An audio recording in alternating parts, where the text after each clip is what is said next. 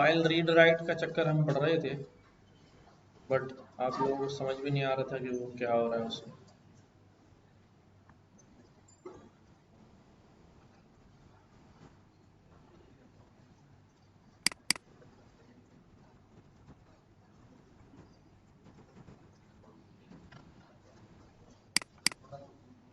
जी जी, थोड़ा सा कर देना।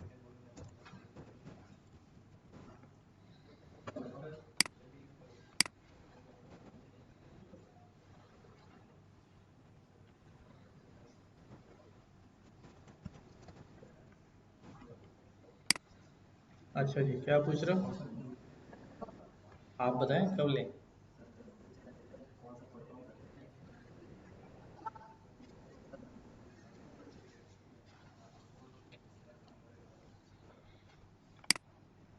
अच्छा, फाइल हैंडलिंग के अंदर हम डिस्कशन कर रहे थे कि भाई फाइल में हम रीड राइट क्यों करवाते हैं, क्यों करवाते हैं, क्यों करवाते हैं भाई, ताकि हमारा डाटा जो जनरेट हो रहा है वो परमानेंट क्या हो जाए, स्टोर हो जाए, और जब हमें रिक्वायर्ड हो तो हम उसको रीड भी कर सकें।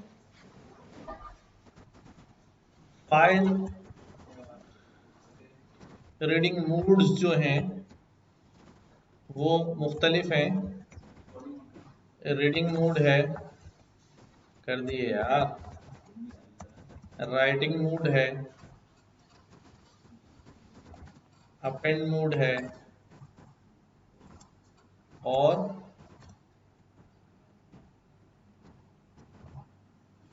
राइटिंग प्लस मूड है, और रीडिंग प्लस मूड है।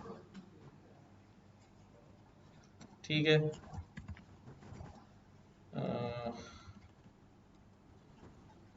रीडिंग बाइनरी मूड है। ठीक है, तो ये मैंने क्या लिख दिए हैं, ये सारे फाइल रीडिंग मूड्स मैंने जो है वो बता दिए। अब बेसिकली होता क्या है कि हमारे पास अगर कोई फाइल मौजूद है, लाइक ये एक फाइल मौजूद है, keys.txt के नाम से फाइल मौजूद है, मैंने ये की जो है वो रीड करनी है, या code.txt के नाम से ये फाइल मौजूद है, ये टेक्स्ट फाइल है, इसको रीड करना है अपने एज अ स्ट्रिंग यहाँ पर लेकर आना है, एज अ स्ट्रिंग, वो एज अ कोड नहीं आएगा। ठीक है, तो मैं क्या करूँगा, मेरे पास एक फंक्शन जो है वो मौजूद है, that is known as open function. जब ये विद के साथ पढ़ते हैं तो इसे हम कॉन्टेक्स्ट मैनेजर कहते हैं, बस आप यही याद रखें। विद ओपन एक फंक्शन है, विद ओपन, इसको मैंने बताना है कि कौन सी फाइल रीड करनी है, code.txt, और बाय डिफॉल्ट जो मूड होता है वो कौन सा मूड है, रीडिंग मूड है। बाय डिफॉल्ट क्या है, रीडिंग मूड होता है, इसलिए आप अगर रीडिंग में रीडिंग नहीं भी लिखेंगे तो वो खुद ही समझ जाएगा मैंने क्या करना है, रीड करना है। और जाहिर है मैं एक ऐसी फाइल का अगर नाम लिख दूं जो मौजूद ना हो तो फिर वो एरर थ्रो करेगा। कौन सा एरर होगा, फाइल नॉट फाउंड। ठीक है, जैसे मैं ये कोड है इसकी जगह मैं क्या कर दूं, कोडिंग कर दूं एज एफ। अब मैं एफ को बोलूं कि भाई रीड करो, एफ रीड करने जाए और उसे क्या पता चले कि यार ये फाइल तो मौजूद ही नहीं है इस जगह पर। किस जगह पर, ज़रा मैं अभी अपने वर्किंग फोल्डर में हूँ, यहीं पर ढूंढेगा वो, ये फाइल यहाँ मौजूद नहीं है, तो हमारे पास एक एरर जनरेट हो जाएगा, फाइल नॉट फाउंड एरर। इससे हमारा कोड भी जो है वो क्रैश हो गया। तो इसका सॉल्यूशन हमने एरर हैंडलिंग में पढ़ा हुआ है कि भाई आगे हम क्या करेंगे, इसको ट्राई में रख देंगे, ट्राई ब्लॉक में रख देंगे, और फिर रीड करवाएंगे, और अगर फाइल नहीं मिली तो क्या हो जाएगा अभी, एक्सेप्ट, अगर मैं समझता हूँ ये कह रहा है तो ठीक है, मैं इसको यूं लिख देता हूँ, file not found error print, वरना the file is not at this location. ठीक है, अब ये कोड क्रैश नहीं हो रहा, देखो यहाँ से ये एरर आया, एक्सेप्ट में चला गया। ठीक है, अच्छा खैर ये हम लिख रहे हैं, हमारे पास फाइल का नाम code.txt है, मैंने इसको रीड किया, कुछ भी आउटपुट नहीं आया, बिकॉज क्योंकि मैंने रीड किया है उसको और मैंने उसको प्रिंट नहीं करवाया है। तो मैं क्या कर सकता हूँ, यहाँ पर प्रिंट करा दूं तो हमारे पास ये पूरा टेक्स्ट फॉर्म में आ जाएगा। ओके, अगर मैं डायरेक्ट प्रिंट नहीं कराऊं तो मैं इसको क्या कर सकता हूं, फाइल के कॉन्टेक्स्ट टेक्स्ट जो मैंने रीड किया उस टेक्स्ट में उसको सेव करवा दो। जब ये सेव हो जाएगा तो हमारे पास ये टेक्स्ट में ही आ जाएगा। ठीक है, जी जी, मैंने अभी कहा कि फाइल जो भी होगी वो टेक्स्ट फाइल है और स्ट्रिंग रीड होगी। इस चीज को करने का फायदा क्या है, फायदा तो ये है कि मैंने डाटा रीड करना है मुख्तलिफ सोर्सेज से, मैं CSV फाइल भी रीड कर सकता हूँ, मैं एक्सेल फाइल भी रीड कर सकता हूँ। ठीक है, हाँ हाँ, हम जाके फाइल से उठा देंगे डायरेक्ट हमारे उसी फोल्डर में तो फाइल है। अच्छा, बाज दफा जब आप काम कर रहे होते हैं तो सब कुछ आपके पास आपके सिस्टम में मौजूद नहीं होता। ठीक है, और आपको पता भी नहीं होता कि वो कहाँ है, आप सिर्फ क्वेरी चलाते हैं सर्वर पे कि भाई ये फाइल हो तो इसका डाटा ले आओ, नहीं हो तो कह दो फाइल नॉट फाउंड। हमें उस वक्त ये भी नहीं पता होता कि उस फाइल में कितना डाटा होगा, क्या सारी चीज़ें होंगी। ठीक है, तो ऑटोमेशन जब हम कर रहे होते हैं तो ऑटोमेशन के अंदर कभी आपको मौका मिलेगा ऑटोमेशन करने का पाइथन में, तो आप हर स्क्रिप्ट जो है वो लिख के रखते हैं, सिर्फ स्क्रिप्ट चलता है, वो जाता है डाटा फाइल सर्वर से उठाता है, वो सारे प्रोसेस करता है और आपका काम जो है 1 क्लिक में सारा काम हो जाता है बगैर किसी ह्यूमन इन्वॉल्वमेंट के। तो अब ये सवाल ये है कि इसको एज अ टेक्स्ट उठाना है, कैसे उठाना है, टेक्स्ट तो आ गया, इसको एज अ कोड उठाना चाह रहा हूँ, यानी वो इसको क्या समझे, वो इसे पाइथन का सिंटैक्स समझे। ठीक है, तो ये एक अलग से मुझे लाइब्रेरी इंपोर्ट करनी पड़ेगी, उसके थ्रू हम ये करेंगे, अभी वो हमारा काम नहीं है वरना हम अपने इस पाथ से हट जाएंगे। अभी ये हमारे पास टेक्स्ट हो गया, वो एक एग्जाम्पल हम करेंगे आगे डाटा के अंदर। अगर मैं अब ये जो टेक्स्ट है ये स्ट्रिंग फॉर्मेट में आ रहा है, ये /n क्यों लगा हुआ भाई, क्योंकि यहाँ इस फाइल के अंदर जगह जगह पर क्या हुआ है, यहाँ पर आया हूँ तो नेक्स्ट लाइन प्रेस हुआ हुआ है, नेक्स्ट लाइन पे आया हूँ, यहाँ पे आया हूँ, नेक्स्ट लाइन प्रेस हुआ हुआ है, तो इसलिए ये अभी जब मुझे शो कर रहा है टेक्स्ट तो जैसा उसने रीड किया है, जो जो रीड किया है वो, अगर मैं इसको कहूँ कि भाई इसको प्रिंट करा दो, तो अब प्रिंट करते वक्त स्क्रीन पे वो क्या करेगा, ये प्रिंट करेगा और हमें पता है प्रिंट को क्या इंस्ट्रक्शन मिल रही है, नेक्स्ट लाइन पे जाओ तो वो नेक्स्ट लाइन पे चला जाएगा। तो प्रिंट करते वक्त /n नहीं आएगा बल्कि /n इम्प्लीमेंट हो चुका होगा। ठीक है, लाइक दिस, ठीक हो गया। तो बाय डिफॉल्ट मूड कौन सा है, रीडिंग मूड है, फाइल रीड हो रही है और फाइल के कंटेक्स्ट को हम यहाँ पर देख भी रहे, हम इसके बीच में कोई कोड कोई लॉजिक भी लिख सकते हैं कि भाई अगर ऐसा हो ऐसा ना हो। अब रीड के भी बहुत सारे फंक्शंस हैं, रीड के भी बहुत सारे फंक्शंस हैं एंड यू सी कि जब मैं इसको कहता हूँ f.read तो यहाँ मुझे क्या क्या मिलता है, रीड भी है और रीड लाइन भी है, रीड लाइंस भी है, ये इतने सारे हैं। अब मैं कहता हूँ रीड लाइन, तो ये क्या रीड करता है टेक्स्ट के अंदर? सिर्फ एक लाइन रीड करता है। सिर्फ क्या करता है? एक लाइन रीड करता है। तो ऐसी सूरत में हम जी इसको प्रिंट करवाएंगे, एक लाइन आंसर आ रही है। हम क्या करते हैं, अगर मुझे लाइन बाय लाइन कोड को रीड करना होता है, ये भी लॉजिक में आ जाता है, तो मैं यहाँ फॉर लूप लगा लेता हूँ। क्या कर लेता हूँ? फॉर लूप लगा लेता हूँ। For line in F dot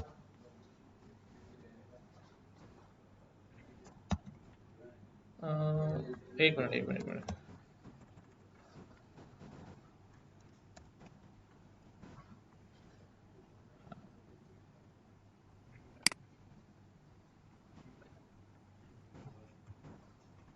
देखो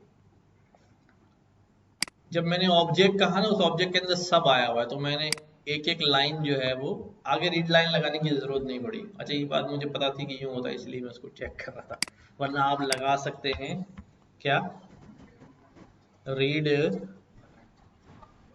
लाइन। अब ये क्या करेगा?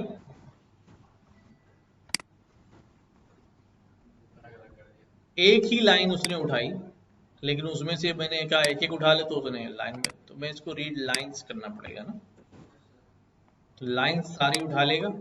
एक्चुअली रीड लाइंस जब चलता है ना, तो ये हर लाइन को एक लिस्ट में बंद कर देता है। अच्छा, मैं एक बात बताऊं, आप छोड़ दें इसको, ज़्यादा नहीं सोचें इसके बारे में, ठीक है? नहीं, हमारी यूटिलाइजेशन में नहीं आएगी, हम लाइब्रेरी में चले जाएंगे तो वहाँ हम आराम से इससे आसान तरह से डील कर रहे होंगे। तो इसलिए बिला वजह जो है ना, इतना ज़्यादा सोचने की ज़रूरत नहीं है। एफ डॉट रीड किया, बस ठीक है, रीड होके आ रहा है हमारे पास। ओके, ठीक है। मैं चाहूँ तो इसको अंदर ही प्रिंट करा लूँ, चाहूँ तो वेरिएबल में सेव नहीं करूँ, डायरेक्ट ये बस रीड करे और यहाँ पर क्या कर दे, प्रिंट कर दे। तो इसकी मुझे ज़रूरत नहीं पड़ेगी, लाइक दिस, ठीक है। अच्छा, अब बात आती है राइटिंग, कि मैंने फाइल जो है वो राइट करानी है, तो वही काम करूँगा विद ओपन। किस फाइल में राइट कराना है? मुझे इसी कोड वाली फाइल में राइट कराना है। क्या करना है? कोड डॉट टेक्स्ट, और मेरा मूड कैसा है? राइटिंग मूड है, ठीक। अब मैंने यहाँ का एफ डॉट राइट, ठीक है, राइट करो, क्या राइट करो? हेलो, ठीक है। जब मैंने इसको राइट किया, अब मैं इसी को रीड कर रहा हूँ, कोड डॉट टेक्स्ट, और मैंने क्या कहा भाई? रीड करो।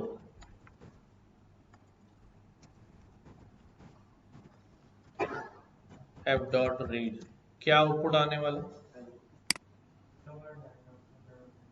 बाकी काम है,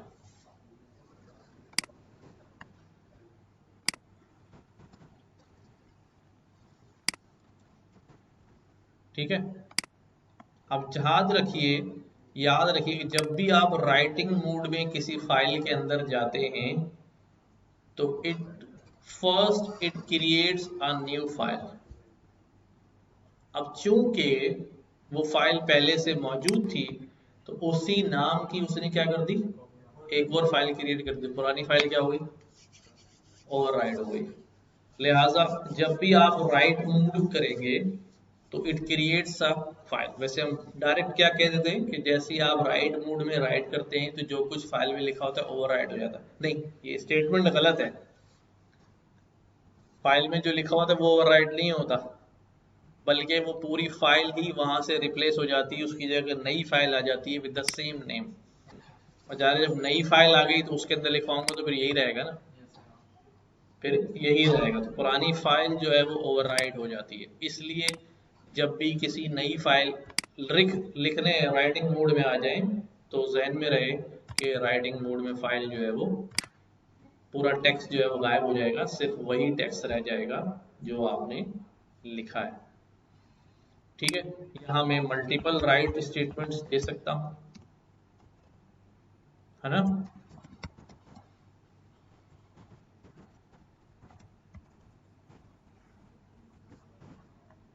ठीक है,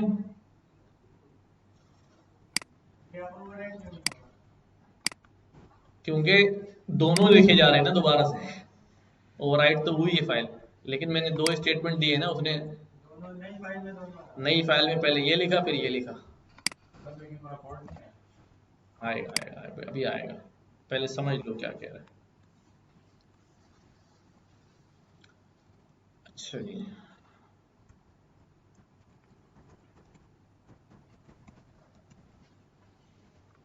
ये मैंने ये लिख दिया। ठीक है, अब जब मैं ये चलाऊंगा ना तो ये code.txt की नई फाइल बनेगी, पुरानी फाइल क्या हो जाएगी, क्योंकि नाम सेम है इसलिए पुरानी फाइल ओवरराइट हो जाएगी। और फिर पहली लाइन पे क्या लिखा जाएगा, हेलो वर्ल्ड। दूसरी लाइन पे क्या लिखा जाएगा, तीसरी लाइन पे क्या लिखा जाएगा, लेट्स सी, ये देखिए।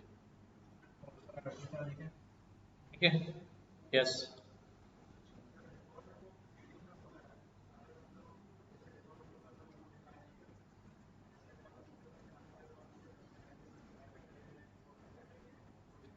नहीं चलेगा वो, फिर एरर आ जाएगा, कहेगा भाई रीडिंग मोड में राइट का मेथड नहीं होता।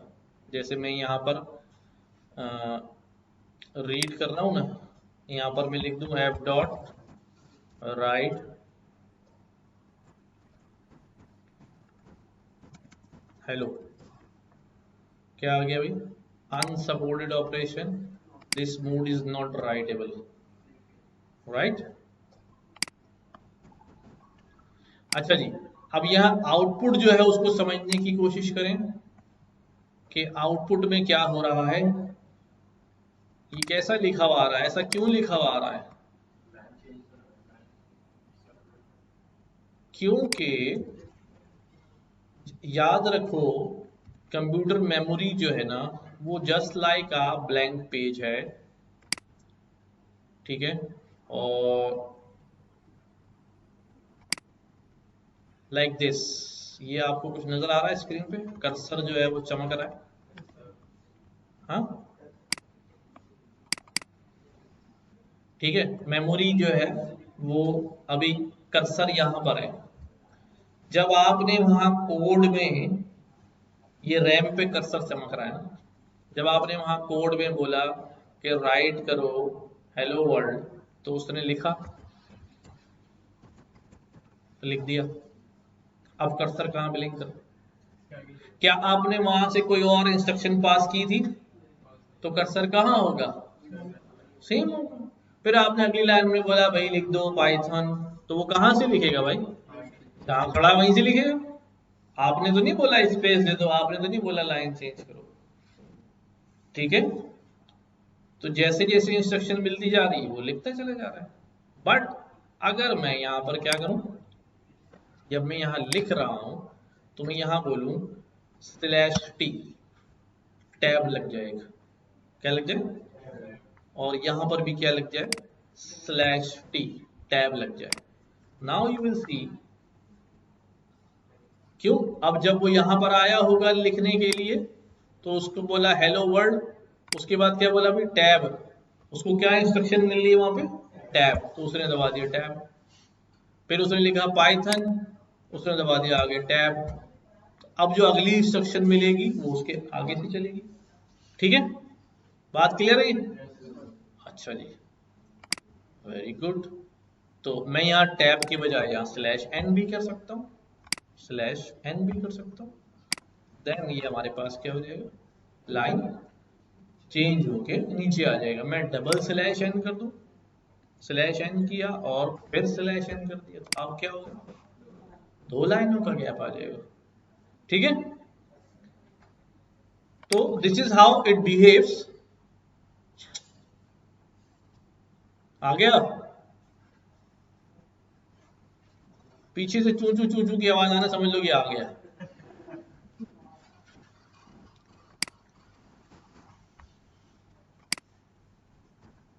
ठीक है, ये बात समझ में आ रही है। अच्छा, अब अगर मुझे उसी फाइल में दोबारा लिखना है तो ये तो मैं गड़बड़ हो जाएगी। उसी फाइल में अगर दोबारा लिखना हो तो गड़बड़ हो जाएगी, क्योंकि तो फाइल नई क्रिएट हो जाएगी। तो फिर हम मूड क्या कर लेते हैं, चेंज कर लेते हैं, अच्छे मूड में आ जाते हैं। कौन से मूड में, अपेंड मूड में आ जाते हैं। अब मैं यहां पर कहता हूं विद ओपन, फाइल का नाम क्या नाम दें, कोड डॉट टेक्स्ट, और यहां मैंने बोला अपेंड कर दो।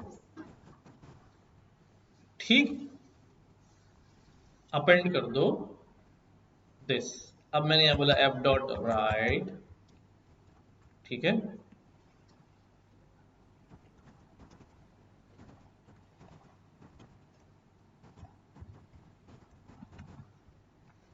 आई एम एन अपेंडेड लाइन, यहाँ पे लगा देता हूँ स्लैश एन, क्योंकि वहां नहीं लगाया था आखिर में, तो यहाँ लगा देता हूँ।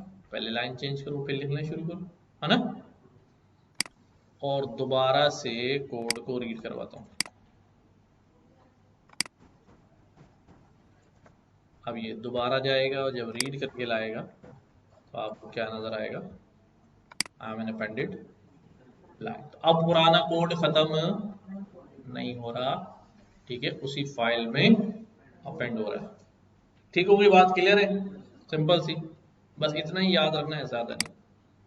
अच्छा, एक हमारे पास मूड होता है राइटिंग प्लस और रीडिंग प्लस। क्या करने लगा हूं, विद ओपन राइटिंग प्लस जो मूड होता है वो क्या कहता है कि आप इस मूड में लिख भी सकते हैं और रीड भी कर सकते हैं और राइट भी कर सकते हैं। इसी तरह रीडिंग प्लस मूड जो है उसके अंदर भी आप क्या कर सकते हैं, रीड भी कर सकते हैं और राइट भी कर सकते हैं।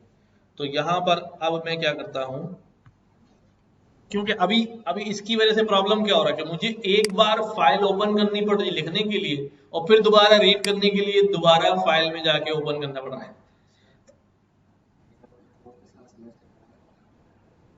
कहा, ये कोई जवाब दो इसको। पहले उसने, हमने 3 लाइनें लिखवा ली। पहले हमने ये लाइन लिखवाई हेलो वर्ल्ड, और फिर क्या बोला उसको, क्या बोला, ठीक है। फिर हमने लिखवाई एक लाइन, फिर क्या बोला, फिर हमने एक लाइन लिखवाई, फिर क्या बोला नेक्स्ट लाइन। तो वो वहीं खड़ा होगा ना, ऐसे ही है। और फिर जब मैंने कहा अभी अपेंड कर दो, अगर वो वहीं खड़ा होगा तो अपेंड कहाँ करेगा, यहीं करेगा इसके बराबर में। अभी सुन तो लो, यही तो बता रहा हूँ कि जब मैं यहां पर बिलिंग कर रहा होगा और अब मैं दोबारा अपेंड करूंगा, तो वो कहां से लिखना शुरू करेगा, यहीं से लिखना शुरू करेगा ना जहां पर बिलिंग कर रहा है। तो मैंने कहा नहीं नहीं, जब हर जगह लाइन चेंज की है, अब मैं इसको बोल रहा हूँ दोबारा लाइन, पहले लाइन चेंज कर लो और फिर लिखना शुरू करो। ठीक है, तो विद ओपन अब मेरे पास एक फाइल है, कौन सी वाली, कोड डॉट टेक्स्ट। मैं इसको करता हूं क्या, read plus mode as f. ठीक है, कौन सा मूड है, रीड प्लस मूड है। अब रीड प्लस में पहले मैं क्या कराता हूं, इसको राइट कराता हूं। ठीक है, we are in plus mode of reading. ठीक है, फिर मैंने बोला भाई f dot write we can read and write both in this mood। या तो यहाँ सिलेक्शन लगा दो या यहाँ लगा दो, ठीक है। अब मैं यहीं पर कह रहा हूं एफ डॉट रीड। अब जरा रीड करके लाओ और प्रिंट कर दो। हाँ भाई, क्या आउटपुट आएगा? अगर किसी ने आउटपुट बता दिया, अगर किसी ने आउटपुट बता दिया तो उसको जो है वो शाबाश मिलेगी अच्छी। हाँ जी,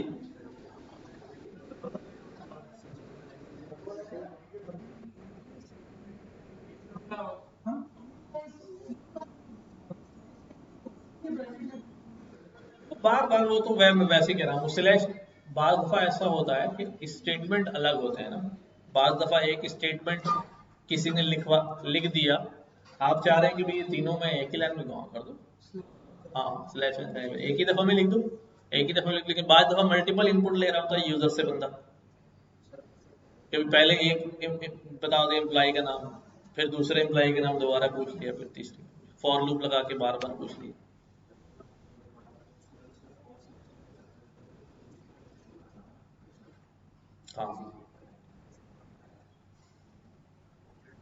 हाँ भाई, ऐसा नहीं करता था।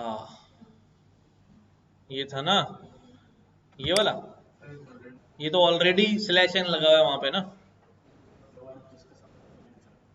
हाँ, ये हटा दूं? एक मिनट, ये हटा दिया, ठीक है। ये चला दिया, ठीक है। रीड करूं? कहाँ आ रहा है? कहाँ आ रहा है? सही है ना? वापस कर दूं? सही, ठीक है।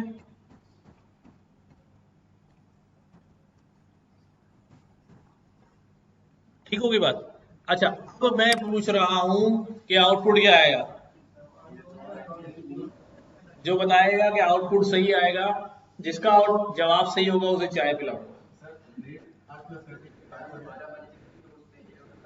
स्पेशल चाय पिलाऊंगा, इलायची डाल के दूध पत्ती। चल मार्क्स तो बता दे बेटा, समोसा इतना बड़ा समोसा स्पेशल बनवाऊंगा तुम्हारे लिए, स्पेशल बनवाऊंगा ना, कह रहा हूँ। हाँ, कौन गैटिनेट कर देगा? बिल्कुल गलत। सोचो ना, अगर बता चुका हूं ये बात, अगर आप नोटिस कर देंगे तो बात तक पहुंच जाएगी। देखो हुआ क्या, राइट कर रहा है ना, ये मैं कसम में राइट कर रहा हूँ।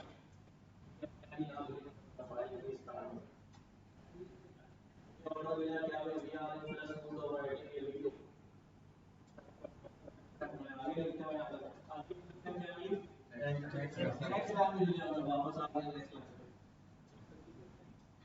फिर हमें क्या बोला, तुम्हारा देखो मीटिंग हुई,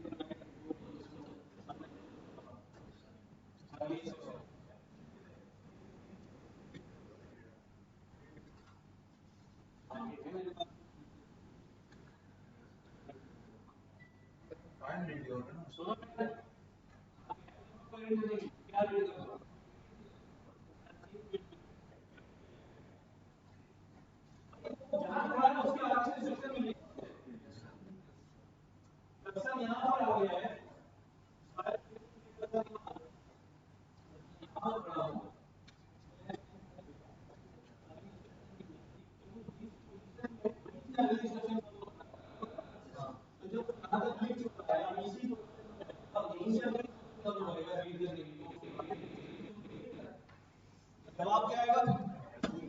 हाँ, कुछ आया? प्रिंट को हम कहां पर लिख दें? फर्स्ट लाइन पे लिख दें। चलो, अब क्या आएगा?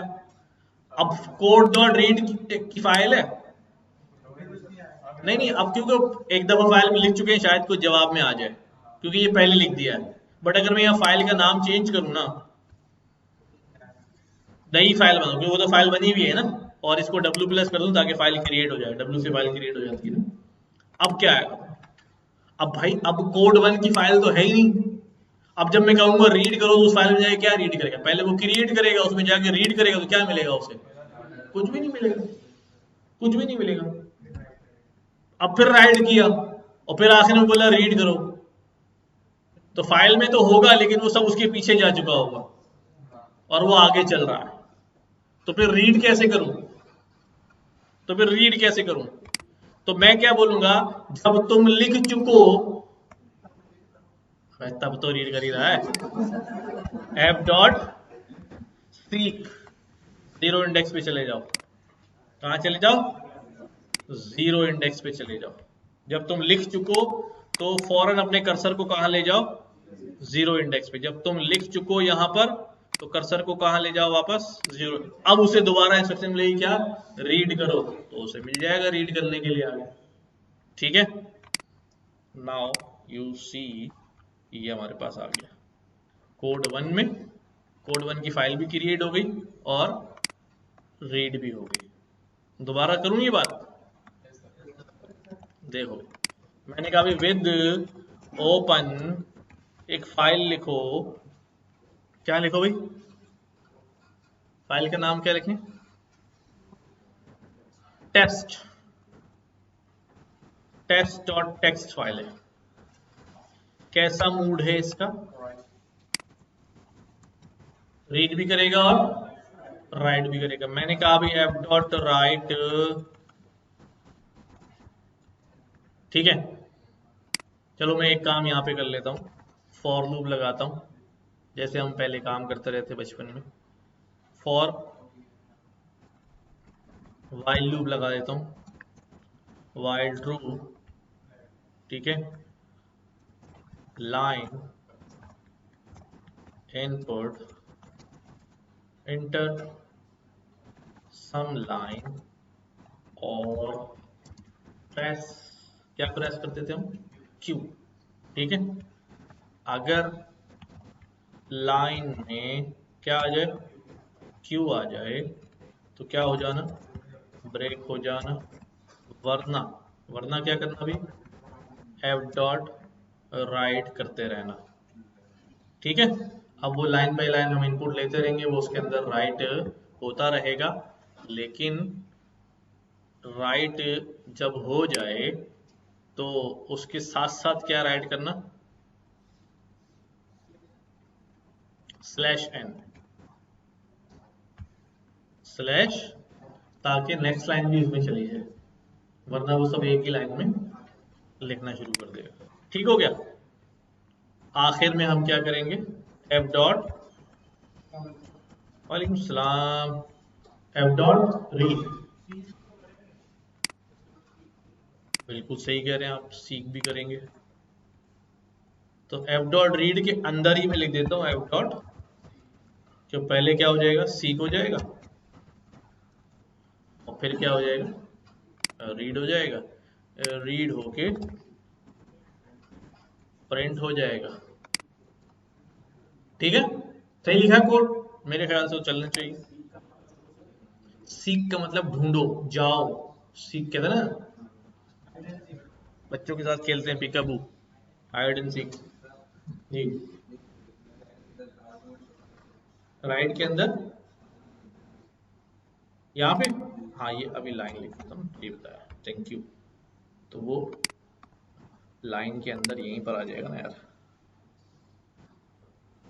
/n, जो लाइन लिखेगा आगे /n भी ऐड कर देगा। तो अब मैं चलाता हूँ उसको, सम लाइन, एंटर सम लाइन और प्रेस क्यू। मैंने क्या लिखा भाई, क्या मैंने लिखा भाई, क्वेश्चन नंबर नाम, व्हाट इज पाइथन, ठीक है।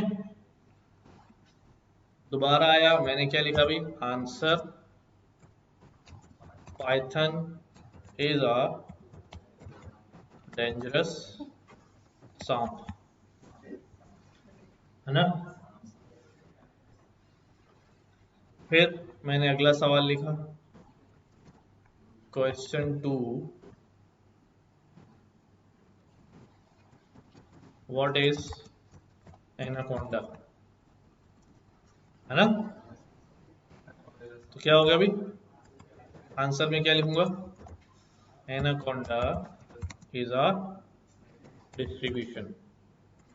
हर दफा ठीक है, एनाकोंडा इज डिस्ट्रीब्यूशन। ठीक है, अब वो कह रहा है क्यू करो, मैं कहता हूं क्यू, क्यू से क्या हो जाएगा, ब्रेक। कुछ आउटपुट नहीं आया।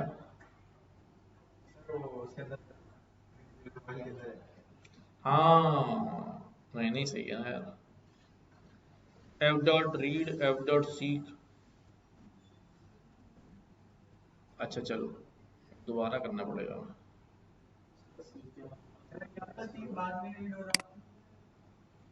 ऐसा होता तो नहीं है जवान, लेकिन चलो मैं कर देता हूँ यार, मैं कर देता हूँ। ये यहाँ पर है, इससे पहले क्या हो जाए, एफ डॉट सीक 0 हो जाए। ठीक है, रिटर्न क्यों, फंक्शन नहीं बनाया यार। हाँ अबे 0 इंडेक्स पे जाना है ना भाई, हैं नहीं।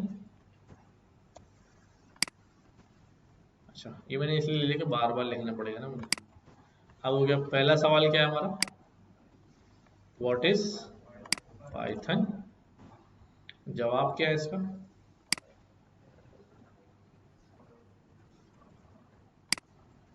ठीक है।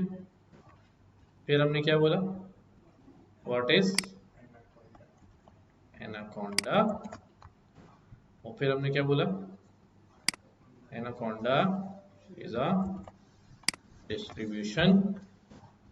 फिर हमने क्या बोला, क्यू। हो गया, आ गया ना, क्वेश्चन नंबर 1, क्वेश्चन नंबर 2, ठीक हो गया। तो इस तरह हमने जो है वो सवाल जवाब भी कर दिए इसके अंदर। वेल तो W प्लस मूड और R प्लस मूड दोनों में रीड राइट दोनों कर सकते हैं, बट जहन में रहे कि वो अगर सीख करके हमें पीछे लाना पड़ेगा, अदरवाइज अगर मैं सीख में इंडेक्स 0 के बजाय कोई दरमियान का इंडेक्स दे दूं, तो ये से यहां पर आ गया ना वो बिलिंग करता हुआ यहां पर, तो मैंने कहा भाई इंडेक्स नंबर 10 सीख कर लो, तो इंडेक्स नंबर 10 क्या होगा, 0 1 2 3 4 5 6 7 8 9 10। तो अब यहाँ एस से शुरू करेगा लिखना, फिर रीड करना, देखो कैसा होगा। मैंने कहा यार 10 इंडेक्स सीख कर लो, ठीक है। और मैंने इसको बोला भाई व्हाट इज पाइथन, ठीक है, और आंसर में बोला दिस।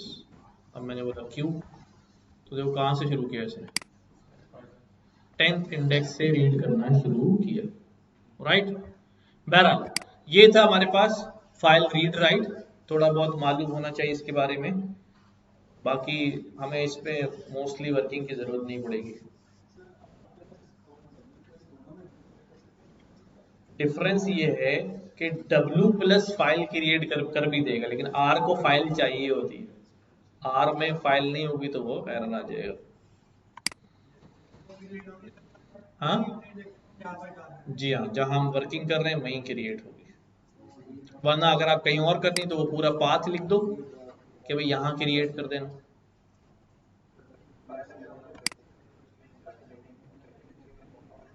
अबे हाँ ना भाई, ये रही ना, ये रही कोड 1 कोड टेक्स्ट ये आ रही, ठीक है।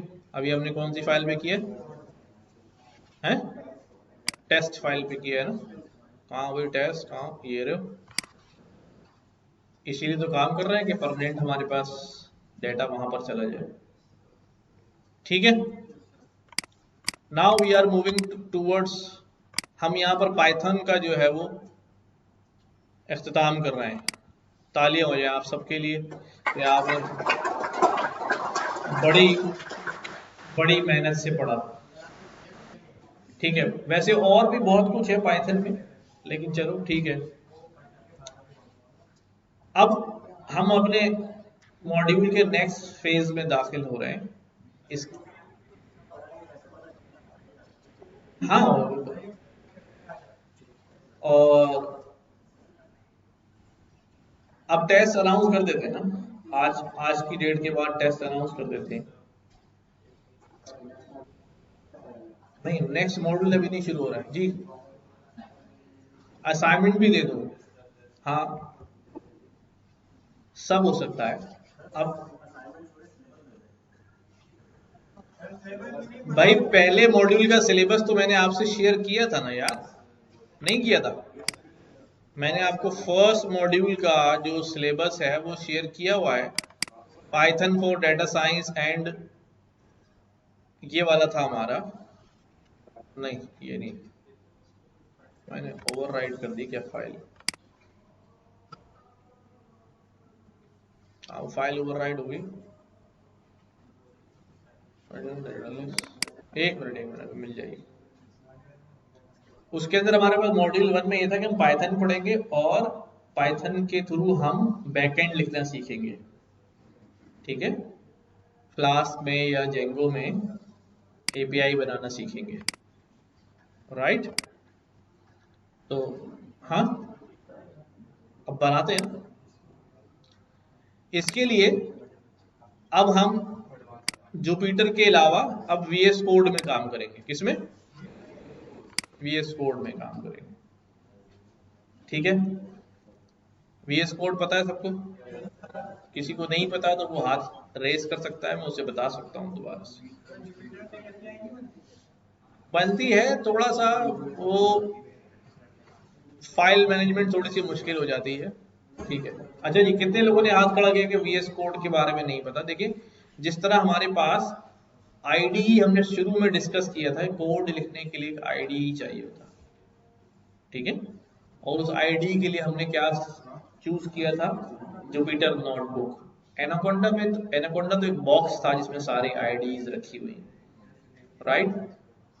तो अब हम वेब के लिए जो आईडी ज्यादा इस्तेमाल होती है वो आईडी इस्तेमाल करें। वैसे जो वीएस कोड के अंदर जुपिटर नोटबुक की भी चल जाती है। क्या हुआ?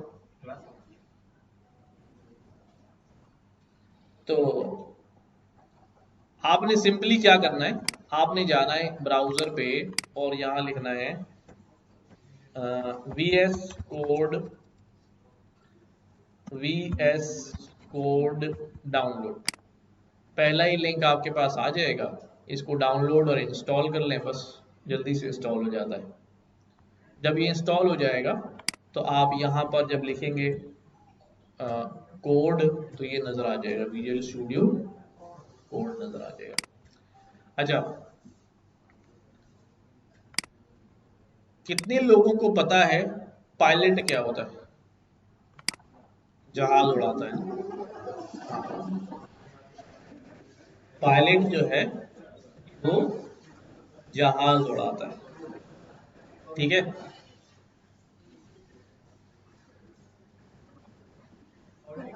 नहीं, मैंने इसीलिए पूछा था, हमारे पास एक टर्म होती है। अच्छा, कभी कभी ऐसा होता है कि पायलट जहाज उड़ाते उड़ाते मर जाता है, तो फिर क्या होता है? दोनों बेहोश होगा, किसी ने दवा मिला दी। ऑटो पायलट, जहाज किस किस पे चला जाता है? ऑटो पायलट मोड पे चला जाता है। किस पे चला जाता है? ऑटो पायलट पे चला जाता है। ये ऑटो पायलट क्या होता है कि वो जहाज खुद ही अपनी रफ्तार और बुलंदी और सब चीजें जो है वो मेंटेन कर रहा होता है, ठीक है, और खुद ही वो जो मैप है उसको फॉलो कर रहा होता है और अपनी डेस्टिनेशन को जो है वो ढूंढ कर वहां पहुंचने की कोशिश करता है। बहरहाल, तो फॉर द टाइम बीइंग जो है वो कुछ लम्हात के लिए, कुछ देर के लिए जहाज डिसबैलेंस होने से बच जाता है, ठीक है, जब तक कोई प्रिकॉशनरी मेजर्स जो है वो लिए जाए। There is something in our programming auto pilot. क्या? ऑटो पायलट, ऑटो पायलट एक ऐसी सर्विस है जो पेड सर्विस है। क्या? यानी अगर मैं यहां लिखूं गिटहब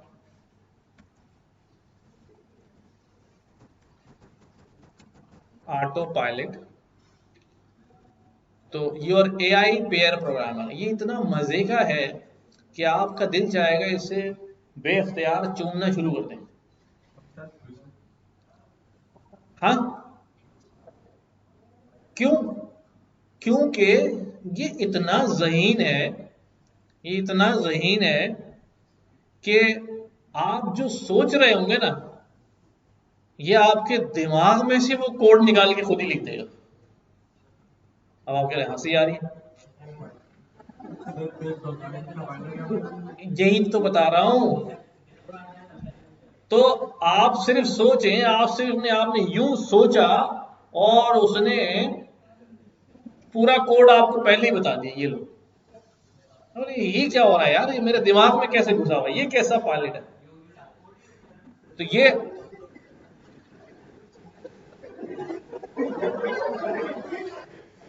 अब मसला ये है कि तुम इसके सामने कुछ उल्टा सीधा बस सोचना कि वो वेबसाइट खोल दे जाके, वो सारी चीजें खोल दे कि ये इसके दिमाग में चल रहा है। अच्छी बात ये है कि ये सिर्फ कोड के लिए काम करते, आप परेशान नहीं हो। हाँ, तो क्या बेटा, चीजें जो हैं वो हर एक के बस की नहीं, चीजें कस्टमाइज भी तो करनी होती है ना। सब कुछ आपको बिल्कुल वैसा नहीं मिल जाता। हो सकता है वो जो कोड सजेस्ट करके ला रहा है उसके अंदर थोड़ी सी वेरिएशन आपको करनी हो, बट करना क्या है ये भी तो पता होना चाहिए ना। असल बात तो ये है, तो वो क्लाइंट को नहीं पता होता। मैं आपको एक ट्रेलर दिखाता हूं। जैसे मैं आता हूं कोड में, वैसे मैंने ऑटो पायलट सर्विस नहीं ली हुई है, वो पेड सर्विस है। तो मैंने ऑटो पायलट का एक भाई है जो फ्री में है, तो वो मैंने लिया हुआ है ना। अच्छा,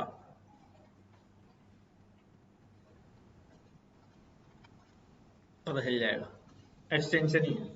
देखो ये क्या कह रहा है, no access to GitHub copilot found, you are currently logged in as this. कहना कि आपकी इस आईडी के ऊपर जो है ना गिटहब का को पायलट हमें नहीं मिल रहा है। मतलब कोई बात नहीं, जाओ, तो मेरी जरूरत भी नहीं है मुझे। ठीक है, मैं यहां पर एक फाइल क्रिएट करता हूं, इसका नाम रख देता हूं abc.python.py, पाइथन की फाइल बना देता हूं। ठीक है, और हाँ, मैंने यहां पर कमेंट्स के उसके अंदर लिखा, मैंने कमेंट में लिखा कि भाई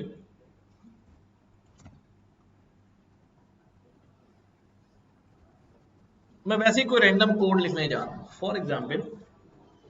ठीक है, चलो नमाज पढ़ के आ जाओ।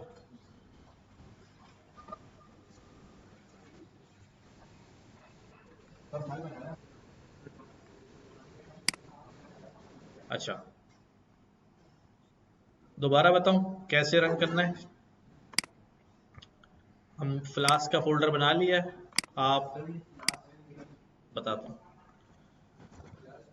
cmd लिखकर आप यहाँ पे लिखें जो आपने VS कोड इंस्टॉल कर लिया होगा, कोड डॉट, तो डॉट जैसे ही लिखेंगे कोड जो है वो इंस्टॉल हो जाएगा, आपके पास जो VS कोड जो है वो रन हो जाएगा। द सेकेंड वे ये है कि आप यूं ना करें, आप यहाँ पर आपके पास आ रहा होगा, इस पर क्लिक करके आप जो है वो रन कर दें। अच्छा, नीचे हमारे पास कुछ टूल्स आ रहे हैं, लाइव शेयर, ये तीन जो बटन बने हुए हैं, जब इसको हम यहाँ पर क्लिक करेंगे तो नीचे हमारे पास एक पैनल खुल जाएगा। ठीक है, ये पैनल जो है वो कमांड लाइन का पैनल है। इस पर क्लिक करूंगा, ये साइड वाला पैनल बंद हो जाएगा, ओपन हो जाएगा। राइट, ये वेलकम फाइल है, इसको मैंने हटा दिया है। यहाँ पर मैं आ गया हूँ टर्मिनल में। ठीक है, और we are in Flask folder. Flask क्या है? फ्लास्क जो है वो फ्रेमवर्क है। ठीक है, अब आपने बेसिक ऑफ पाइथन जो है वो पढ़ लिया। ठीक है, तो अब हम पाइथन के थ्रू जो है वो किसी भी डोमेन में जा सकते हैं वर्किंग करने के लिए। पाइथन से हम कहाँ कहाँ जा सकते हैं? आप पाइथन से वेब डेवलपमेंट कर सकते हैं जी, वेब डेवलपमेंट कर सकते हैं। और अच्छा, आप मोबाइल एप्लीकेशन डेवलपमेंट भी कर सकते हैं। ठीक है, आप डेटा साइंस भी कर सकते हैं, आप AI ML भी कर सकते हैं, मशीन लर्निंग। ठीक है, अब आप किसी भी डोमेन में जा सकते हैं, डेवऑप्स में भी जा सकते हैं, वहाँ भी पाइथन जो है वो इस्तेमाल होती है। तो वैरायटी ऑफ थिंग्स जो है वो अब आप चूज कर सकते हैं। डेटा एनालिटिक्स जो है वो परफॉर्म कर सकते हैं। ठीक है, तो कोई आपको जो काम बेहतरीन आता है ना, उसकी उसकी वर्थ होती है, आप एक्सपर्ट होने चाहिए। तो वेब डेवलपमेंट में हम फ्रंट एंड नहीं करते, इसमें बैक एंड डेवलपमेंट करते हैं। ठीक है, फ्रंट एंड के लिए तो वही HTML CSS होता है, तो वो आपको ज़रा खुद पढ़नी पड़ेगी। अभी मैं आपको टास्क भी दूंगा। ठीक है, मोबाइल एप्लीकेशन डेवलपमेंट के लिए पाइथन के अपने फ्रेमवर्क हैं। अब बैकएंड के लिए पाइथन के ना कई फ्रेमवर्क्स हैं। ठीक है, सिर्फ फ्लास्क या जेंगो नहीं है। ठीक है, बहुत सारे पाइथन के फ्रेमवर्क्स मौजूद हैं। पाइथन फ्रेमवर्क्स अगर आप लिखेंगे तो आपको यहाँ 20 फ्रेमवर्क्स मिल जाएंगे। ये सब पुराने हो गए। Fast API is the latest, CherryPy, Zope, Pylons, TurboGears, Flask, Django, वेब टू पाई, ग्रूक, और भी पता नहीं क्या क्या जो है ना, अगर आप लिस्ट देखेंगे तो बहुत सारे फ्रेमवर्क्स मिलेंगे। सवाल ये फ्रेमवर्क क्या होता है? हाँ भाई, तो फ्रेमवर्क ये होता है कि वो फ्रेमवर्क एक तरह का इन्वायरमेंट होता है और उसमें रहते हुए आप आसानी से कोई एक पर्टिकुलर चीज डेवलप कर सकते हैं। ठीक है, बट फ्रेमवर्क जब आप इस्तेमाल कर रहे होते हैं तो सारी चीजें आपको वैसे ही करनी पड़ती हैं जैसा फ्रेमवर्क आपको बताता है। ठीक है, फ्रेमवर्क ने बताया कि भाई ये वेरिएबल बनेगा, तो आपने उसी नाम का वैसा ही वेरिएबल बनाना है, आप आगे पीछे नहीं कर सकते। फ्रेमवर्क ने कहा यार इस नाम का फोल्डर बनेगा, तो you will have to make that same folder. But 90% हमारा काम जो है वो फ्रेमवर्क खुद करके दे देता है। आपको सिर्फ बिजनेस लॉजिक लिखनी होती है, फोल्डर स्ट्रक्चर क्या होगा, प्रोजेक्ट का स्ट्रक्चर क्या होगा। आप देखेंगे कि आपकी सैकड़ों फाइल्स जो हैं वो फ्रेमवर्क ने खुद ही क्रिएट कर दी है, बस आप अपनी एक मेन फाइल पे काम करें। ठीक है, तो बहुत सारी अगर ये काम हम विदाउट फ्रेमवर्क करें तो शायद जो काम हम 2 घंटे में करते हैं वो 20 दिनों में हो जाएगा, इतनी दूर चला जाएगा। ठीक है, तो इसलिए फ्रेमवर्क जो है वो वजूद में आते हैं ताकि काम जो है हमारा फास्ट हो सके। तो we have a framework Flask, Django, दो वेब फ्रेमवर्क हैं, लेटेस्ट इस्तेमाल होते हैं। फास्ट API फ्रेमवर्क है, इसके थ्रू APIs बनती हैं, जो APIs के लिए अभी ज़रा अच्छा फ्रेमवर्क चल रहा है। खैर, आपने जो है सिस्टम में फ्लास्क इंस्टॉल करना होगा, ठीक है। उसके लिए आप यहाँ पर सिर्फ क्या लिखेंगे, पिप इंस्टॉल फ्लास्क। क्या लिखेंगे, पिप इंस्टॉल फ्लास्क। जब ये टर्मिनल जो है यहाँ नीचे 3 नजर आ रहे हैं, cross, this, this, no problem, इस पर क्लिक करें। अगर आप यहाँ से नहीं करना चाह रहे तो ये ऊपर 3 डॉट नजर आ रहे हैं, यहाँ पर आए, टर्मिनल, न्यू टर्मिनल करके आप ओपन कर लें, राइट। तो क्या लिखूंगा मैं, पिप इंस्टॉल फ्लास्क। पिप क्या है भाई, पिप पाइथन का पैकेज मैनेजर है, ठीक है। पैकेज मैनेजर है, इसके अंदर सारी पाइथन की लाइब्रेरीज और सब चीजें मौजूद होती हैं, इसी से बोलते हैं यार इंस्टॉल कर दो, ठीक है। तो पिप को हमने बोला इंस्टॉल कर दो फ्लास्क। जब मैंने ये इंस्टॉल करना शुरू किया तो ये कह रहा है आपके पास पहले ही हुआ है, ठीक है। अच्छा जी, तो आप लोग करेंगे तो आपके पास इंस्टॉलेशन शुरू हो जाएगी। इंटरनेट कनेक्ट होना चाहिए क्योंकि वहीं से ये इंस्टॉलेशन उठाएगा। क्लियर है बात। अब आपने क्या करना होता है, अब कितने लोगों को पता है कि फ्रंट एंड क्या होता है, बैक एंड क्या होता है। हाँ भाई, एपीआई क्या होती है, हाँ बताओ।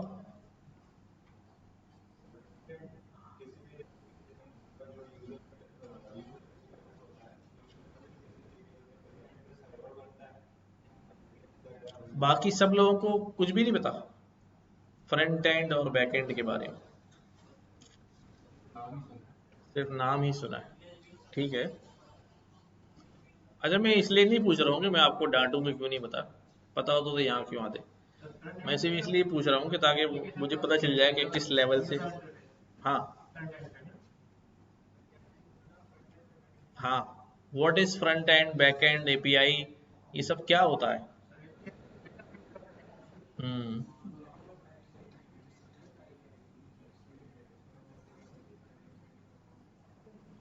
देखो, किसी भी हमारी एप्लीकेशन के, वेब एप्लीकेशन के खास तौर पे जब बात करूं मैं, किसकी बात करूं, एक वेब एप्लीकेशन की। वेब एप्लीकेशन क्या होती है, और ये भी सवाल है। हाँ, application that runs on browser, जो ब्राउजर पे रन होती है एप्लीकेशन, वो क्या होती है, वेब एप्लीकेशन। और जो मोबाइल में रन होती है वो क्या होती है, मोबाइल एप्लीकेशन। और जो डेस्कटॉप पे रन होती है वो डेस्कटॉप एप्लीकेशन होती है, ठीक है। तो application that runs on browser ये हमारे पास वेब एप्लीकेशन होती है। लाइक हम जितनी भी एप्लीकेशन यूज कर रहे हैं, हम यूट्यूब रन कर रहे हैं, हम फेसबुक रन कर रहे हैं, हम दराज चला रहे हैं, कोई सी वेब, ये सब क्या है, वेब एप्लीकेशन है, ठीक है। ये सारी की सारी क्या है, वेब एप्लीकेशन। बहुत सारी बनी है, यूट्यूब का बैकएंड भी पाइथन का है, फेसबुक का भी है, मल्टीपल बैकएंड चल रहे होते हैं इनके, बट पाइथन बड़ा स्ट्रांग। हाँ, ये पता नहीं किस पे बना हुआ। अब ये जो नजर आ रहा है ना मुझे सामने, समझो जरा, तवज्जो दो।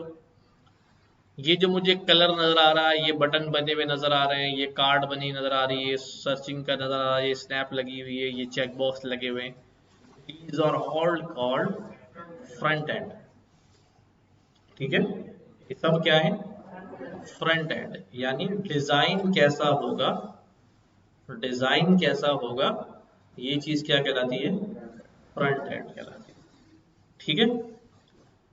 और अब यहां पर देखो, ये सर्च में गया, मैंने कहा यार मुझे जो है ना एक पेन टैबलेट चाहिए।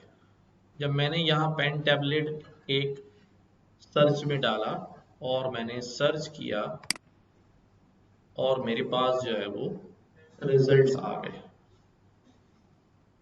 ठीक है, रिजल्ट्स आ गए।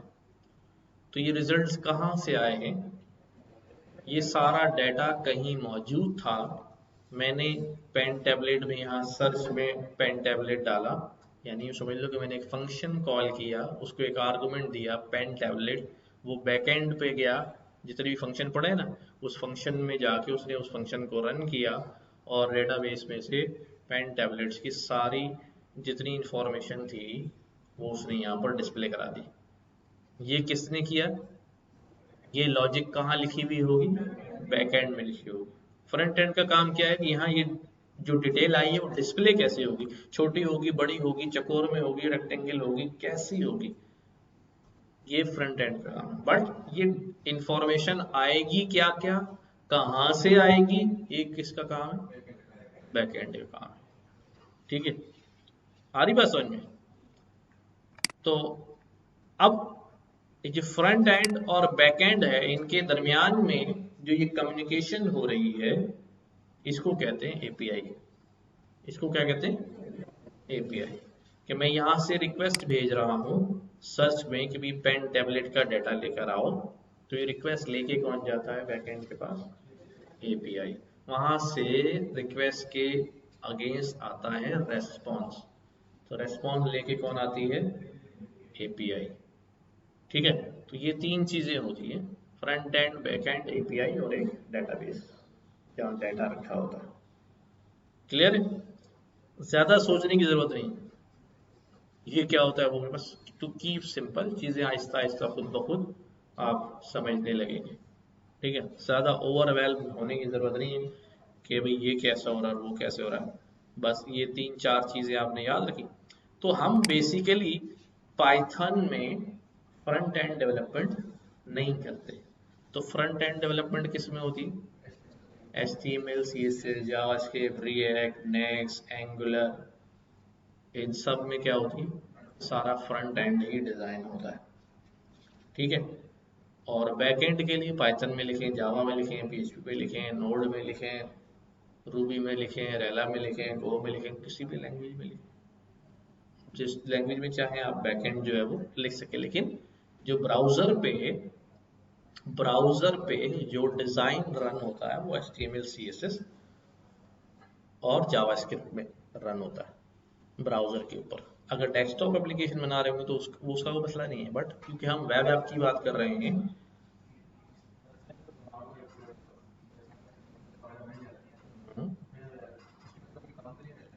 हाँ ये बिल्कुल वैसे ही बात है जब बाहर होटल में खाना मिलता है घर में क्यों पकता है। ठीक है ना, तो कस्टमाइज को सोचे ना आप, कि जब टेम्पलेट मिल गई, क्या उस टेम्पलेट में वो सारी रिक्वायरमेंट है जो आप चाह रहे हैं? हमेशा क्या एग्जैक्टली मिल जाती? टेम्पलेट को भी थोड़ा बहुत क्या करना पड़ता है? चेंज करना पड़ता है। हम बूट स्ट्रैप इस्तेमाल करते हैं, ये इस्तेमाल करते हैं, वर्डप्रेस डेवलपमेंट भी होती है, सारी चीजें होती हैं। बट ये आप वर्डप्रेस में एप्लीकेशन बना लें 10 मिनट में बन जाएगी, तो फिर क्या जरूरत है रिएक्ट में करने की और उसमें करने की, फ्रंट एंड करने की? जब हम कस्टमाइज्ड एप्लीकेशन बनाना चाहते हैं, ठीक है, और मोर सिक्योर्ड एप्लीकेशन बनाना चाहते हैं, तो फिर हमें वो रिएक्ट या एंगुलर कोई फ्रेमवर्क इस्तेमाल करना पड़ता है। तो पाइथन में हम क्या लिखेंगे भाई? बैकएंड लिखेंगे और हमारा फ्रंट एंड जो है वो HTML, CSS में ही होगा। तो HTML और CSS आपको थोड़ी थोड़ी जो है वो आनी चाहिए, और वो आप सीखेंगे इटसेल्फ, योरसेल्फ लर्निंग जो है वो आप करेंगे।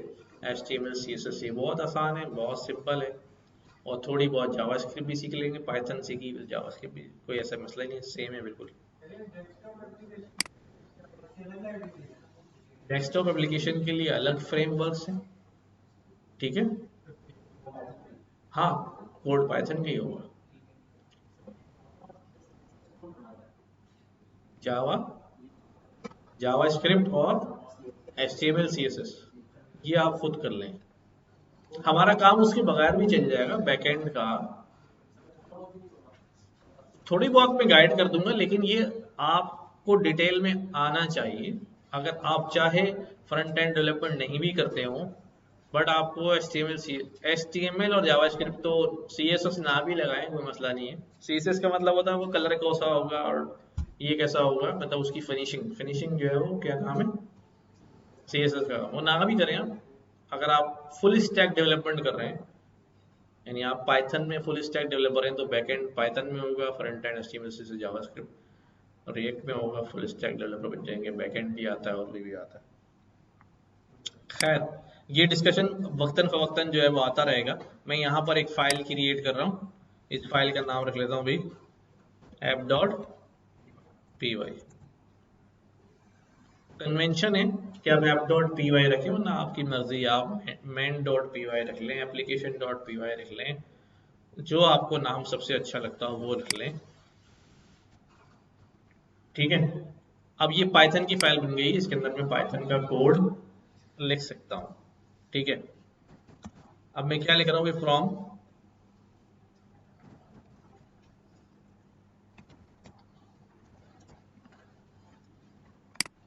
From flask import flask. अब देख लो ये खुद ही कोड आ रहा है ना, ये किसकी वजह से आ रहा है, देख लो ये खुद ही कोड आ जा रहा है, किसकी वजह से आ रहा है, हाँ नहीं, ये आ रहा है ऑटो पायलट की वजह से, ठीक है।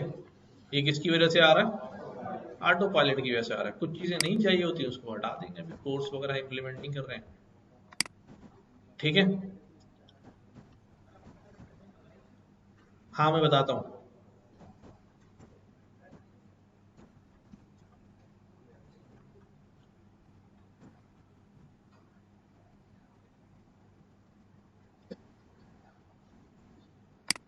होस्ट भी छोड़ देता हूँ, बता सब बताता हूँ, टेंशन नहीं लो। अभी नहीं लिख, कुछ भी नहीं लिखा, अभी मैंने क्या लिखा है देखो, अभी मैंने क्या लिखा, मैंने क्या किया, अभी फ्लास्क का जो मॉड्यूल है, मॉड्यूल के बारे में हमने पढ़ा था, मॉड्यूल के अंदर फंक्शंस भी होते हैं, क्लासेस भी होती हैं। एक बॉस मॉड्यूल है, उसमें बहुत सारी क्लासेस हैं, उस मॉड्यूल में से मैंने कौन सी क्लास निकाली, फ्लास्क, उसका मैंने ऑब्जेक्ट क्रिएट किया। ऐसे ही करते हैं ना, ऑब्जेक्ट क्रिएट करते हैं, एक पैरामीटर बैठते हैं इनिशियलाइजर को, हमने अंडरस्कोर नेम करके ये कुछ पैरामीटर भेज दिया, ये ऐसे ही भेजना है, अभी आप समझ लें। और ऑब्जेक्ट का नाम क्या है, ऐप, ऑब्जेक्ट का नाम क्या है, ऐप। अब मैंने बोला ये एप्लीकेशन बन गई फ्लास्क की, ठीक है। और मैंने बोला इस एप्लीकेशन को क्या कर दो, रन कर दो। कहाँ रन कर दो, पोर्ट 5000 पे रन कर दो, ठीक है, पोर्ट 5000 पे रन कर दो। अच्छा अभी मैं बताता हूँ, पहले मैं इसको रन करता हूँ, ठीक है, पहले मैं इसको रन करता हूँ।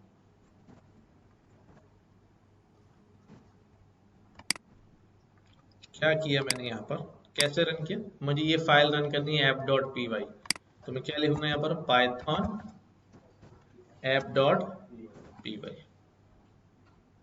और भी तरह से रन कर सकता हूँ मैं, फ्लास्क की सेटिंग में जाके इसको फ्लास्क रन लिखूं तो फ्लास्क से फाइल चली जाएगी। ये मैंने रन किया, ये देखो, ये कह रहा है, ये कह रहा है कि आपने जो एप्लीकेशन रन की है वो कौन से URL पे चल रही है, 127.0.0.1 और पोर्ट है उसकी 5000, ठीक है।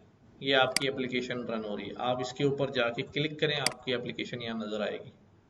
क्योंकि मैंने एप्लीकेशन में कुछ लिखा नहीं है, इसलिए मेरी एप्लीकेशन अभी मुझे नजर नहीं आ रही, बट सर्वर जो है वो चल रहा है।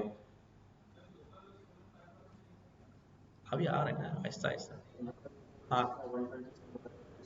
अच्छा, अब ये क्या हुआ है, अब देखो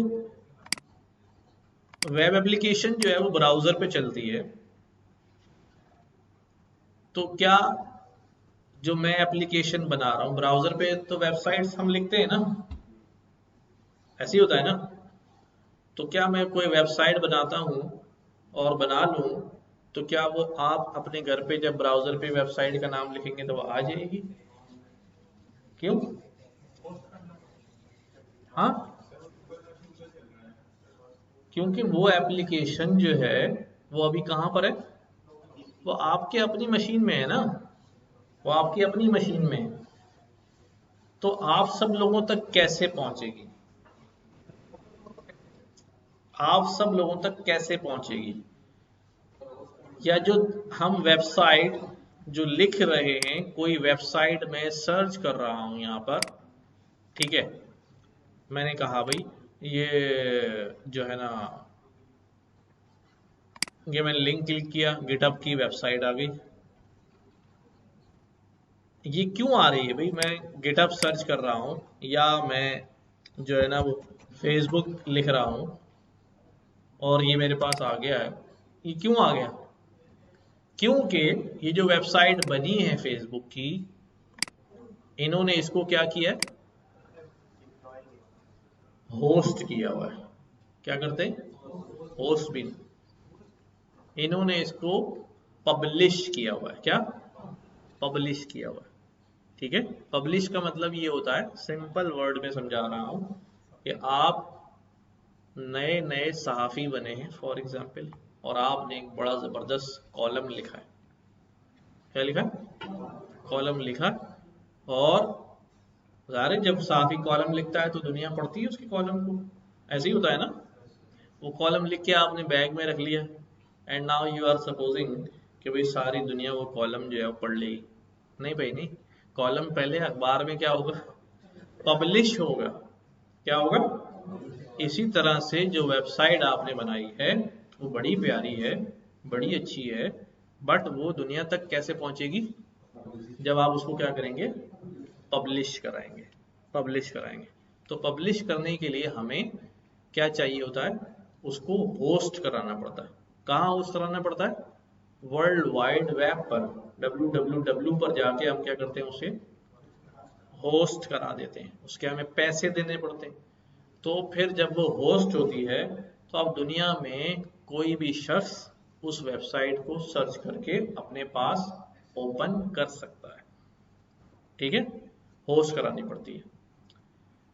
अच्छा, अब मसला ये है, होस्ट करानी पड़ती है, जो होस्ट हो रही होती है अभी जब मैं काम कर रहा हूं और मैं वेबसाइट बना रहा हूं, तो मैंने जो कोड लिखा है, जो डिजाइन किया है, ये मुझे ब्राउजर पे कैसे नजर आएगा? क्या मैंने पहले होस्टिंग लेनी पड़ेगी? हाँ, हाँ, होस्ट तो करानी पड़ेगी, बट मशीन ने क्या किया हुआ है, मशीन ने ये किया हुआ है, एक एक आपका एक सिस्टम की एक रिसोर्स जो है उसको होस्ट बनाया हुआ है, लेकिन वो सिर्फ आपके सिस्टम के लिए होगी ना। उसको हम कहते हैं लोकल होस्ट। क्या कहते हैं, हर मशीन के अंदर ये चीज जो है वो डिफाइंड है। क्या, ये HTTP, ये IP एड्रेस होता है। जब आप होस्ट कराते हैं ना, तो आपको क्या मिल जाता है, एक IP एड्रेस मिल जाता है कि भाई ये आपने कहा ये मेरी वेबसाइट है, मेरा कोड है, ये आपके मैंने सर्वर पर डिप्लॉय कर दिया, इसे होस्ट कर दो। उसने होस्ट कर दिया, आपको क्या मिल गया, IP एड्रेस मिल गया। ऐसे ही मिलेगा 192 दिस। अब आप सबको बताओगे मेरी वेबसाइट पे चलाना 192 फला फला फला पे, चला जाएगा कोई? हाँ चला जाएगा, बट याद किसको रहेगा? तो फिर हमें क्या करना पड़ता है, उस IP एड्रेस के ऊपर एक नाम चिपकाना पड़ता है, ताकि लोग उसे नाम से याद रख सकें, ठीक है। जैसे जैसे एक सिंपल सी मिसाल होती है, कितने लोगों ने हबीब बैंक प्लाजा देखा हुआ? सबने देखा हुआ। एड्रेस क्या है उसका, बस यही बताया, चंडीगढ़ रोड पे।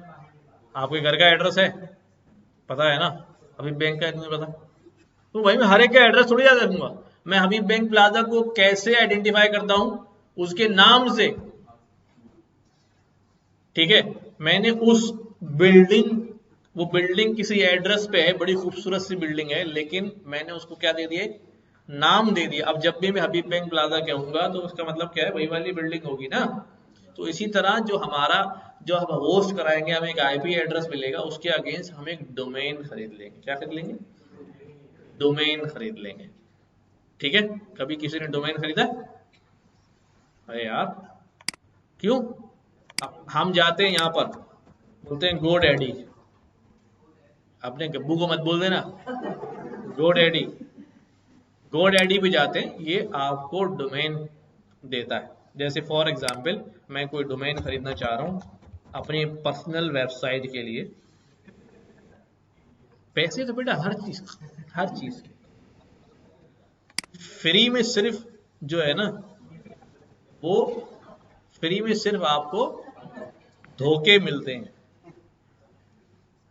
ठीक है, .com का सबसे महंगा डोमेन होता है।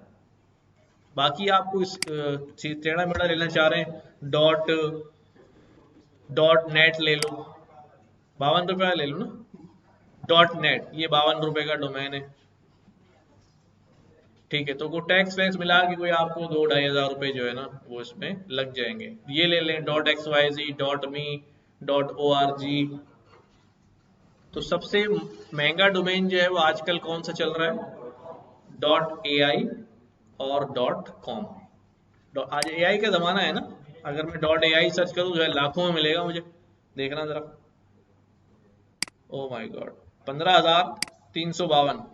और ये भी हमेशा जिंदगी भर के लिए नहीं होता, ये साल भर के लिए खरीदेंगे या 2 साल। पहले साल तो आपको सस्ता दे रहे हैं, अगले साल आपकी कमर तोड़ देंगे। क्यों? क्योंकि अब वो आपकी मजबूरी बन जाएगा। आपकी वेबसाइट चली, दुनिया जानती है उसको, अगली दफा बोलेंगे बेटा 15,000 नहीं 1.5 लाख रुपए दो। अब आप मजबूर हैं, क्योंकि अब डोमेन नहीं थोड़ी चेंज कर सकता हूं मैं, हैं? तो इस तरह जो है हमारे पास, अब जैसे अगर मैं डोमेन यहाँ पे खरीदना चाहूँ, दोनों चीजें भी बंदा खरीदना पड़ती है ना, होस्टिंग और डोमेन एक ही से दोनों से खरीद लेते हैं, वरना अलग अलग भी खरीद सकते हैं।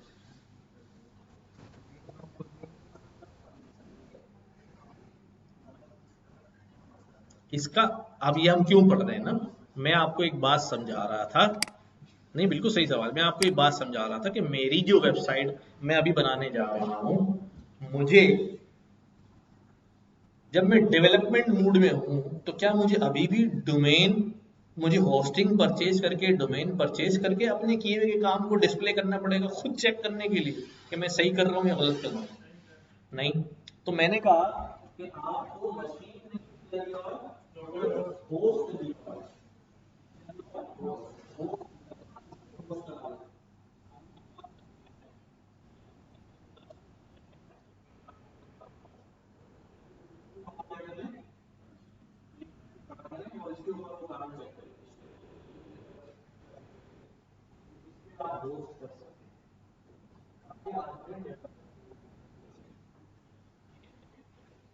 इसी तरह होस्टिंग सर्वर, उसके बाद उसके आगे क्या होगा?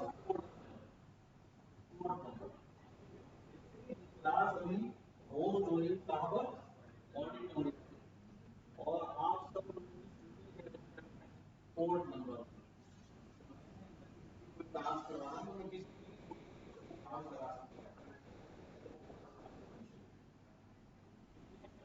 5,000 मैंने पोर्ट डाल दी, कुछ और बता दूं, 8,000 बता दूं, 2,000 बता दूं, 3,000 बता दूं, वॉट एवर, वॉट। जी, वो भी ब्राउजर पे चल रही होती है ना, लोकल होस्ट पे। जब मैं जुपिटर नोटबुक रन करता हूँ तो मेरा होम भी जो है वो उस पर चल रहा होता है। हाँ जी। अब जो है, अब क्या हुआ जी?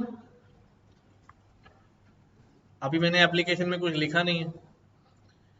जब हम कोई वेबसाइट खोलते हैं, जैसे मैंने अभी यहाँ पे कहा भाई कि वो क्या है भाई, github.com या github.com पे, तो ये github.com के पीछे क्या होगा? कोई ना कोई आईपी एड्रेस होगा, और उन्होंने क्या किया होगा? फिर एक डोमेन खरीदा होगा जिसका नाम क्या है? github.com, और उस आईपी एड्रेस के ऊपर चिपका दिया। अब वो github.com के नाम से जब भी सर्च करेंगे तो वो आईपी एड्रेस जिस पे वो एप्लीकेशन सर्वर पे रखी हुई है वो ही चलेगी। क्लियर है बात? ठीक है। अच्छा, अब जब मैंने github.com लिखा है तो एक पेज मेरे सामने आ गया है। ठीक है, इस पेज को हम एक नाम देते हैं, ये कहते हैं ये लैंडिंग पेज है। क्या? लैंडिंग पेज, यानी जब मेरी कोई साइट सर्च करेगा तो द फर्स्ट थिंग जो उसे नजर आएगी वो कौन सा पेज होता है? लैंडिंग पेज होता है। ठीक है, इसे हम होम पेज भी कह लेते हैं, ठीक है, इसे हम इंडेक्स पेज भी कह लेते हैं, but the real word is landing page. Landing page. अब मैं अपना लैंडिंग पेज ऐड करना चाह रहा हूं कि जब कोई मेरी साइट पे आए, अच्छा ये जो है ना यहां पर ये जो आ रहा है github.com के आगे मैं यहां पर लिख दूं लाइक दिस, ठीक है, ये मेरे पास स्लैश करके आगे चला गया, फिर स्लैश करके आगे चला गया, इसको क्या बोलते हैं? इसको बोलते हैं हम पूरा, ये कंप्लीट कहलाता है यूआरएल, ठीक है। और हम इसको क्या बोलते हैं? हम इसको बोलते हैं राउट। क्या? राउट। राउट। github.com से अगर मैं अगले राउट पे चला जाऊं, कहां बढ़ जाऊं? अगले राउट पे आया। ये राउट हमें बनाने पड़ते हैं। क्या होते हैं? राउट हम बनाने पड़ते हैं। और जब सिर्फ नाम लिखा होता है वेबसाइट का तो उसको कहते हैं वो एम्प्टी राउट है, वो लैंडिंग पेज के लिए होता है। एम्प्टी राउट किसके लिए होता है?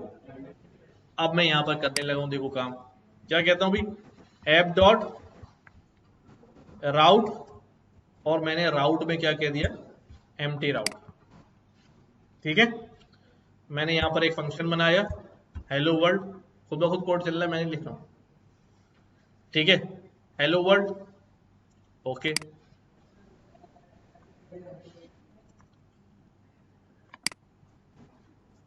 ठीक है, हेलो वर्ल्ड हो गया। अब मैं क्या करता हूं, देखो इधर, अब मैंने क्या किया, ये मेरा सर्वर चल रहा है, ये सर्वर रन किया, और मैं यहां पर आया ब्राउजर पे। अब यूं समझ लो कि मेरे जो काम मैंने किया है ना वो मेरे मशीन ने खुद ही होस्ट कर लिया उसको। ठीक है, क्या लिख रहा हूं मैं यहां पर? 127.0.01.5000। ठीक है, ये क्या है? ये मेरा लोकल होस्ट है और पोर्ट बता दिया मैंने 5000। ये चल रहा है सर्वर, इसका डिस्प्ले जो है वो यहां पर आना चाहिए। ठीक है, आ रहा है? आगे चला गया।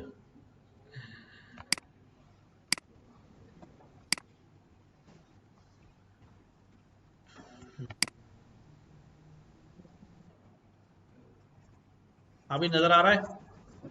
तो अभी मेरी वेबसाइट पे सिर्फ क्या लिखा हुआ है? Hello world. ठीक है, आगे मैंने कुछ भी नहीं लिखा था। ठीक है, तो इसका मतलब ये एम्प्टी राउट है और ये मेरा लैंडिंग पेज है, उसका मतलब है एम्प्टी राउट। ठीक है, कि भैया आगे कुछ भी नहीं लिखा हुआ। अगर अगर अगर मैं क्या करूं, अगर मैं क्या करूं, यहां पे लिखूं ऐप डॉट राउट और मैं यहां पे कह दूं स्लैश दिस, और यहां पे कह दूं भाई,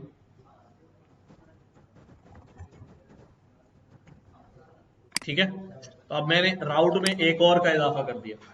अब स्लैश का मतलब क्या है कि लैंडिंग पेज के आगे दिस। अब रन करते हैं, यहां पर अच्छा हेलो, फंक्शन का नाम सेम हो गया, इस फंक्शन का नाम भी मैंने ये रख दिया। ये सर्वर चल पड़ा, वापस गया मैं ब्राउजर पे, और मैंने लैंडिंग पेज पे क्या आएगा?